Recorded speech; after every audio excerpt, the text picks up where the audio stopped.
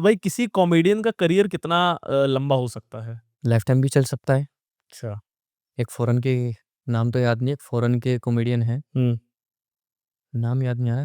Hmm, he is good भाई, उनका starting से एंड तक हुँ। तकरीबन ऐसे हो गए 40-45 साल उन्हें। Mister Bean. हाँ, शायद वही है। हुँ, मिस्टर बीन ही है हाँ। Mister Bean. भाई नॉन स्टॉप चल रहा है। हाँ, मैं चड्डी में था, हाँ, पैंट बूट सेट में आ गया, आज तक वो चल रहा है भाई। राइट। तो कॉमेडी तो भाई लेगेसी सेट करने के ऊपर डिपेंड है। अगर तुमने बट उनकी जो कॉमेडी है वो साइलेंट कॉमेडी है। एक्शन, एक्सप्रेशन एक्सप्रेशन से वो कॉमेडी अपने करते हैं। तो सबका अलग-अलग है ना। रात इंदौरी की एक लाइन देखी, बुलाती है मगर जाने का नहीं। हाँ, भाई बस ये बोल दो बुलाती है मगर जाने का नहीं, कितना वायरल हुआ, टी-शर्टों पे छप रहा है, पोस्टर लग रहे हैं। तो एक वर्ड भी आपका लेगेसी बन सकता है हुँ, और आप ज़िंदगी भर घिसते रहो, हुँ, तब भी नाम नहीं हो सकता है। हुँ, कुछ भी कर लो, नहीं होना तो नहीं होना, होना तो एक वर्ड कर देगा। तो हुँ। ये तो चीज़ें अलग-अलग है। बहुत सारे इंडिया में टैलेंट शोज़ आ रहे हैं कॉमेडियंस को लेके। पहले लाफ्टर चैलेंज आता था, फिर कॉमेडी सर्कस आया। तो डू यू रियली थिंक कि ये सारे जितने भी शोज़ हैं टैलेंट हंट वाले, ये स्क्रिप्टेड रहते हैं या फिर इससे हम लोग रियल टैलेंट आगे इन फ्यूचर देख सकते हैं? सर, जहाँ तक मैंने फ़ील करा है, हुँ, कोई भी शो बना है, हुँ, तो वो वहाँ पे जो लोग आएँगे वो कनेक्शन से ही आएँगे। ओके। 99% कनेक्शन से ही आते हैं। और ऑडिशन तो शो किया पैसा जाता है। कमाने के लिए होता है। अच्छा। अब मैं फॉर्म डाल दूँगा, मैं कहूँगा ₹50 का फॉर्म है, डेढ़ आप देखो रोडीज़ के फॉर्म भरे गए थे। हुँ, पागलपन उतरा। हुँ, जो लोग मैंने कभी देखे ही नहीं, कोई तो होता है ऐसा कि भाई मैंने ऐसा कभी देखा ही नहीं सोशल मीडिया पे। हुँ, सब भाई सोशल मीडिया के बंदे थे, सब कनेक्शन के थ्रू गए थे। हर शो में यही हाल है, लाफ्टर कोई भी हो एक्स, वाई, ज़ेड अब तो सब कनेक्शन के बेसिस पे ही जाते हैं। अच्छा। मेरा एक शो का हुआ था, प्लेग्राउंड करके एक शो आता है अमेज़न पे। एमटीवी पे? हाँ, अमेज़न पे आता है वो, अमेज़न पे मिनी टीवी पे। ओके। तो मेरी बड़ी ख़्वाहिश थी उसमें जाने की लास्ट ईयर। हुँ, मैंने वीडियोज़ वग़ैरह दिया, सब कुछ दिया, ठीक है? एक्सेप्ट हो गया। मेरे को लास्ट टाइम पे निकाला कि भाई तेरे फॉलोवर कम है। अच्छा। यार चलो ठीक है, मेरे फॉलोवर्स कम है। नंबर डिसाइड कर दे है कि आपके अंदर कितना टैलेंट है, कि भाई अगर फॉलोअर्स होते तो शो में आपको ले लेते? या मैं हँक के आ जाता वहाँ, कुछ ना करता। भाई अगर नंबर डिसाइड कर रहे हैं तो मैं पैसा दे के डलवा सकता हूँ आज अपने अकाउंट पे 1 मिलियन फॉलोवर्स भी। हुँ, लाइक्स भी डलवा सकता हूँ, व्यूज़ भी भरवा सकता हूँ, ठीक है?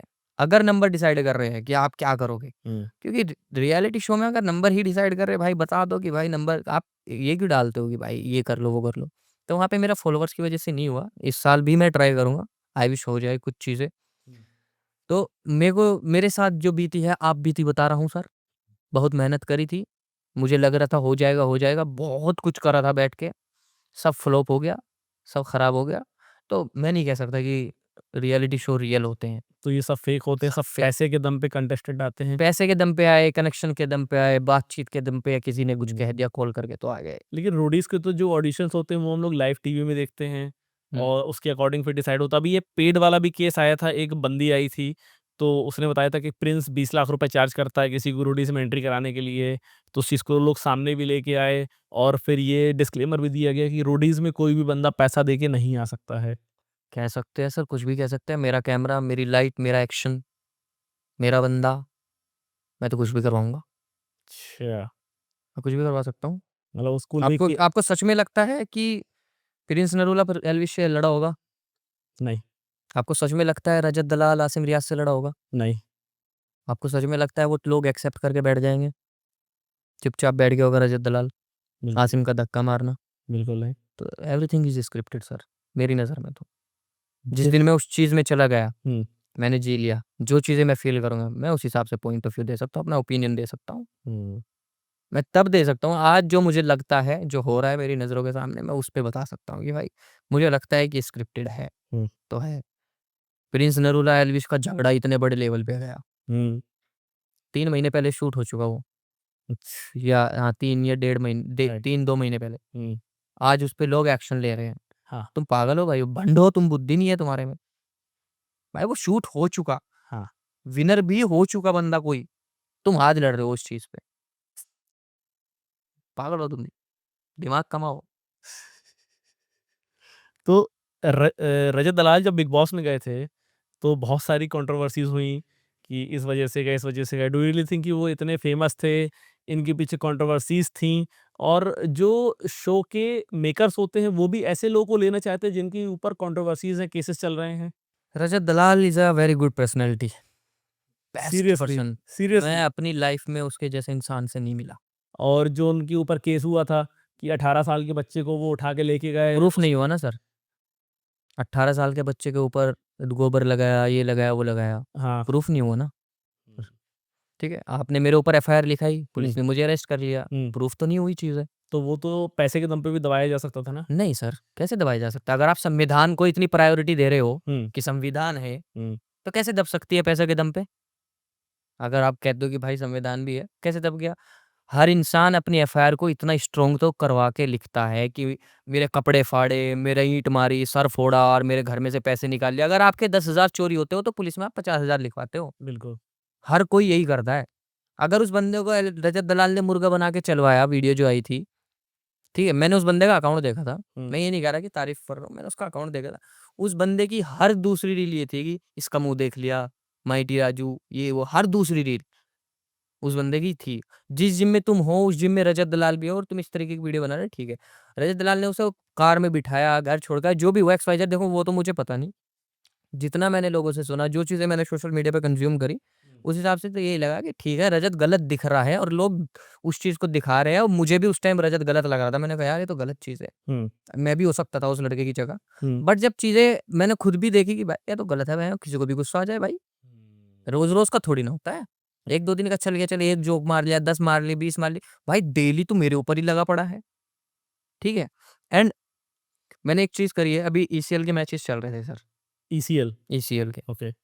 क्रिकेट की लीग है ये। हुँ, तो ऐसा हुआ, मैं ईसीएल में एक शो लेके जा रहा था अपना, वो कैंसल हो गया। ओके। मैंने पूरा सेट दिया था, सब कुछ करा था। तो वो कैंसल हो गया लास्ट टाइम पे 3 दिन पहले। क्यों? पता नहीं क्या सर्टेन रीज़न रहे होंगे उनके ओनर्स के या जिनके साथ भी बातचीत हुई होगी, कुछ तो भी रीज़न रहा होगा। हुँ, तो वो कैंसल हो गया। मेरी कुछ भी समझ में नहीं आ रहा है कि भाई मैं चीज़ों से कैसे डील करूँ अब? मैं पागल हो गया। मैंने कहा भाई मैं यहाँ कॉल कर रहा हूँ, वहाँ कर रहा हूँ। मैंने रजत दलाल को उस दिन नॉर्मल सा एक मैसेज डाला। मैंने कहा रजत भाई मुझे आपसे बात करनी है। अगर आप फ्री हो तो एक बार मैसेज करना। हुँ, पता नहीं उस बंदे के दिमाग में क्या तो था, क्या नहीं। उन्होंने मुझे डायरेक्ट कॉल करा, हैंड टू हैंड इंस्टा पे। तुरंत? 1 सेकंड में भाई। अब भाई मैं अंधेरे में बैठा मैं मैंने कहा तो मैंने कहा भाई इस तरीके की बात है। मैंने कहा मैं क्या करूँ? मुझे तो ये भी नहीं पता कि होटल में किस टाइम आएँगे लोग, क्या होगा, क्या नहीं। मतलब मैं ब्लैंक था। तो उन्होंने कहा तू टेंशन मत ले, तेरा रहने का और खाने-पीने का मैं करवा दूँगा। वो जैसे भी होगा तू इस टाइम आ जाइयो अपने होटल में। मैंने कहा ठीक है। मैं चला गया, मिल लिए, बहुत हेल्प करी। मैं रुका नहीं होटल में क्योंकि फैमिली वाले दोस्त यार थे। मैंने कहा अच्छा नहीं लगता ऐसे। जितनी हेल्प कर दी उन्होंने। भाई वो बंदा इतना एंटरटेनिंग पर्सन है, आप उससे मिलोगे, आप के चेहरे से 1 सेकंड तक 1 सेकंड के लिए भी स्माइल नहीं जाएगी। रजत के फेस से भी, आपके चेहरे से भी। हुँ, जब तक आपकी कोई चीज़ उसे बुरी नहीं लगती, आपकी कोई हरकत उसे बुरी नहीं लगती। वो बंदा बच्चों के साथ डांस कर रहा है, बड़ों के साथ डांस कर रहा है, सबसे हँस के मिल रहा है, सबसे अच्छे से बात कर रहा है। अगर कोई इस आदमी को कुछ भी गलत करता हुआ दिखता है, तो वो एकदम पकड़ लेता है और उसका बोलने का टोन वैसा है। हुँ। जाट आदमी है। हमारे गाँव में एक कहावत थी, हम भी जाटों में पले बड़े हैं हम गाँव में। जाट आदमी ज़बान का इतना पक्का होता है और दिमाग का भी उतना ही गरम होता है। जितना ज़बान का पक्का मर जाएगा, ज़बान से नहीं मुकरेगा। समझ रहे हो? इतना पक्का और गुस्से का इतना है कि मार भी देगा जब भी नहीं डरेगा। तो मैंने इतना फ़ील करा है, इतना महसूस करा है कि भाई रजत अच्छा बंदा है। हुँ। तुम उसके साथ कुछ बुरा मत करो, वो ज़िंदगी भर तुम्हारे साथ खड़ा रहेगा। थोड़ी बहुत चीज़ें चलती हैं, मज़ाक-मस्ती चलती है। पर आप कुछ चीज़ें बोलो, बोलते ही रहो, तो वो कब तक एक्सेप्ट करेगा फिर भाई? जाट आदमी है, फिर तो कहीं न कहीं रिएक्ट करेगा ही करेगा। भाई वो डरता नहीं है।